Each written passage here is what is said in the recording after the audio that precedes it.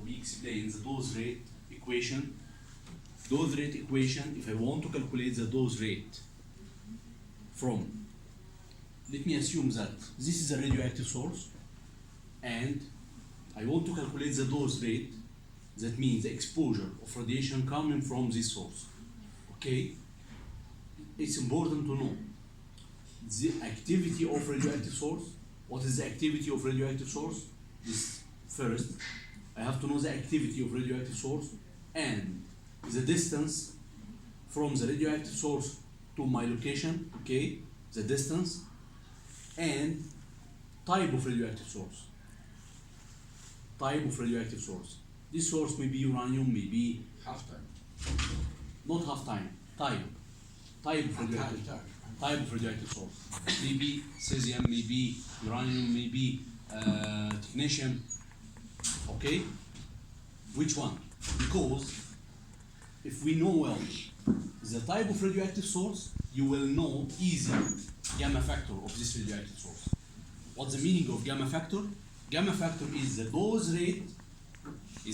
rate at 1 meter from the radioactive source, when the activity of this radioactive source is 1 gigabecquerel. Okay, so gamma factor is a constant. Gamma factor is a constant. You will find gamma factor tabulated on internet. Okay, you will find it easily. But it's constant to different sources. Yes, constant for different sources. Yes, specific. Specific. Yes, specific for Different for uranium, different for yeah, sure. You will find gamma factor different. Okay, you will find gamma factor is constant for it is specific for radioactive source.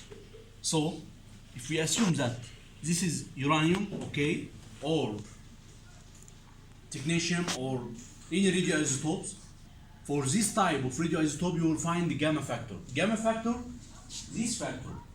Gamma factor is specific for radioactive source. Gamma factor means it is the dose rate at 1 meter from the radioactive source when the activity of radioactive source is 1 gigabecquerel. So after that, it's easy to find the dose rate from the radioactive source. Okay? Using the same equation, after you find the dose rate, after you calculate the dose rate coming from radioactive source, okay? If I want to calculate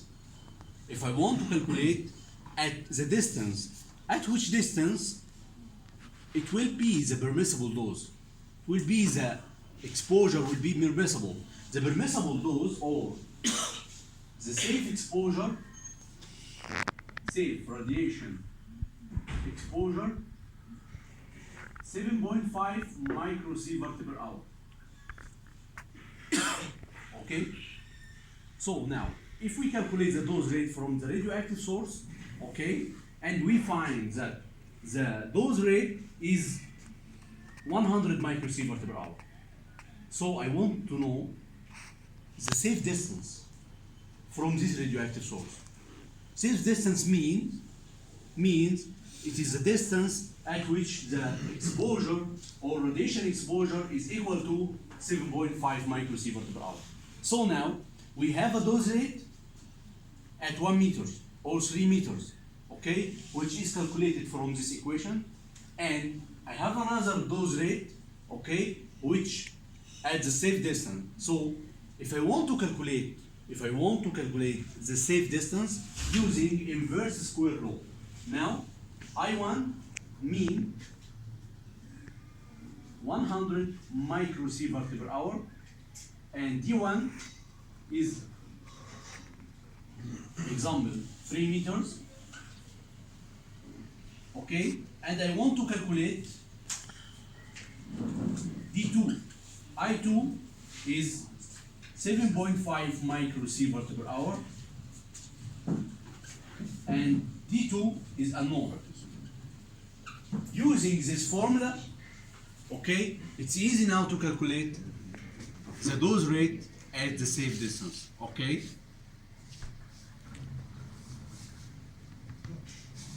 Now if we have a source, a radioactive source like that, this radioactive source emits radiation, okay? and after 3 meters you will find shielding material. You will find shielding material. This shielding material, or like lead or aluminum, okay, shield or prevent radiation from to be transmitted out of this area, okay? And you are here. You are as a worker, you are as a patient, you are as a public, okay? Be outside in this area. And this is the X-ray room, example, or radioactive room, or LENIC room, okay? And we have a radioactive source, or radiation source, X-ray, okay? And you have to know that this person in a safe zone or not, this person in a safe area or not, this person is exposed to permissible dose of X-ray or radiation or not. How can I do that? It's easy. This is the radioactive source. If you are talking about radioactive source, you're talking about source activity. You have to know the activity.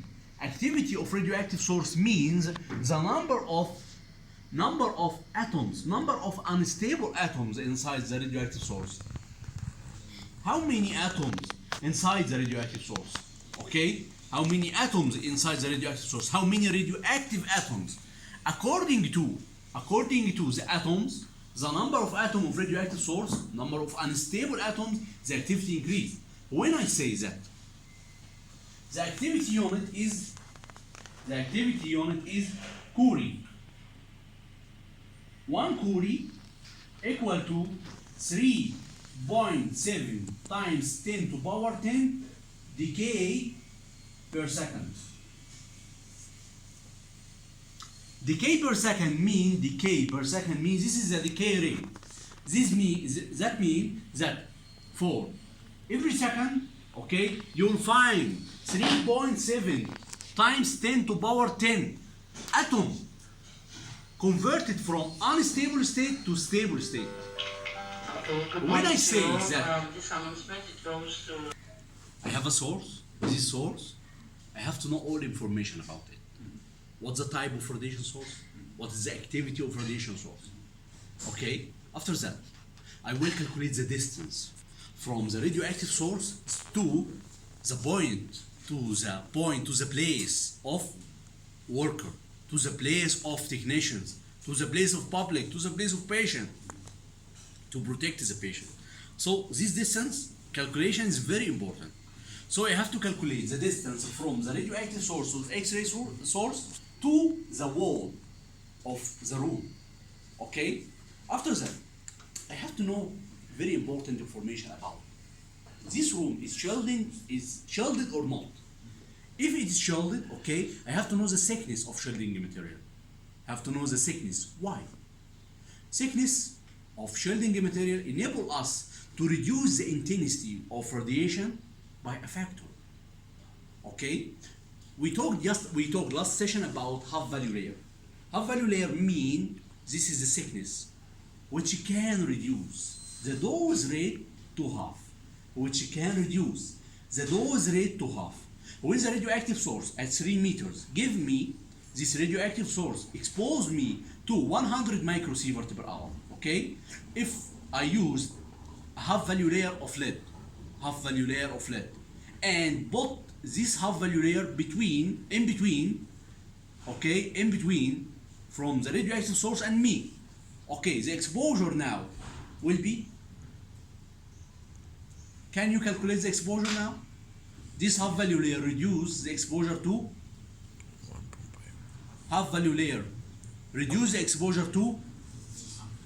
raise your voice to half, yes. So without shielding, the exposure was 100 microsievert per hour. After using shielding, okay, the exposure will be 50 microsievert per hour. This is the idea. So increasing the thickness will reduce the exposure, will reduce the dose rate. If we use 2 half value layer, what will happen? The exposure or the dose rate will be 25. What's the dose rate now? 25. 25. Yes, you are right. If we use the 3 half value layer, 12.5%. 12. Yes, you are right, and so on. So using extra half value layer reduce the dose rate. So it's very important to know the half value layer of this material. Half value layer of this material is tabulated on internet. You can use it. If you want to know the half value layer for lead, it's easy to search on Google. You'll find it. Half value layer for lead for specific energy. For each specific energy, okay, you will find definitely you will find specific half value layer. Okay, if we use radioactive source like cesium, you will find half value layer of lead differ from if there is another source of radioactive. If we used X-ray like you, David or Remo, yes, if you use in X-ray, the highest voltage is 120 kV, but in CT there is a different voltage, 140. In LINIC, higher, so higher. So higher energy need shielding thickness will be greater, will be bigger, will be larger. Okay, so it's very important to know. It's very important to know which type of radiation, the activity or energy of this source of radiation. Okay, after that we will get the specific material like lead. We will find half value layer. So after that, I want to make shielding for this room. How can I do that? To make shielding, it's easy. Using this formula, I, which I is I transmitted. Now, I is the dose rate which is incident on the shielding material, okay? And the transmitted photons is IT, or dose transmitted, or dose rate transmitted, okay? So,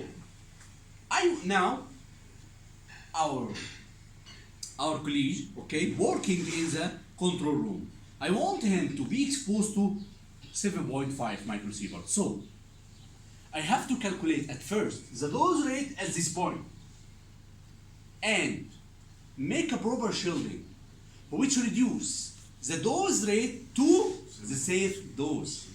Okay? I have to make a proper shielding which can reduce the dose rate to the safe dose. Now I have to know source activity or source energy and type of radioactive source, okay, and this distance, which will be 3 meters.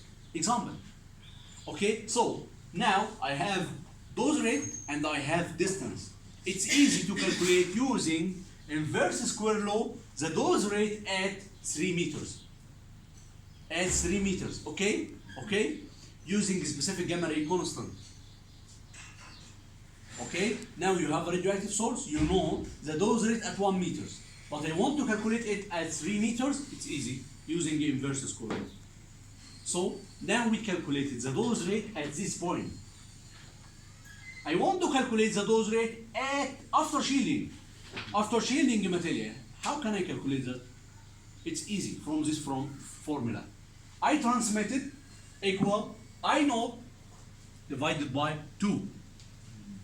This formula is right when the thickness of material is half value layer. When X, which is the thickness, is half value layer, so I transmitted is half the I incident, is half the dose, is the initial dose rate. So we can write this formula like that. I transmitted equal to I naught divided by 2 to power n. Which is n? N is the total thickness divided by the half value layer. N is the number of half value layer. How many half value layer you used? Okay, so N, to calculate N, I have to know the total thickness divided by the half value layer of this material. You have a question? Total thickness, what unit is it measured? Meters or millimeters? No. The unit, Yeah, the unit of it measurement. depends. As you want, no problem. How thick it is. How thick it is. Okay, so half value layer here, okay, I have to know the half value layer. It is tabulated on the internet, you will find it easy, okay, and total thickness of material, which I will use it. I will chill this room with 5 meters, 5 millimeters. So the total thickness now is 5 millimeters, okay, and I know well the half value layer of material. I know well the half value layer for lead is 1 millimeters. So using this equation, okay, I will get N. N will be 5 divided by 1. It means that n is equal 5. So now we have 5 half value layer.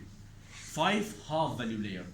So now it's easy to calculate the dose rate after shelding. The dose rate after shelding. Okay?